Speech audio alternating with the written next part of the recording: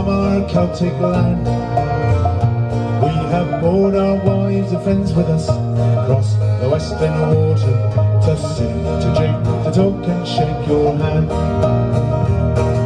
The times ago the Celtic saints came to a land of Cornwall, and they put their names to villages and towns, like St. Just, St. Ives and Bury, St. Hilary and Zenner. All the Celtic Christian roots can hear me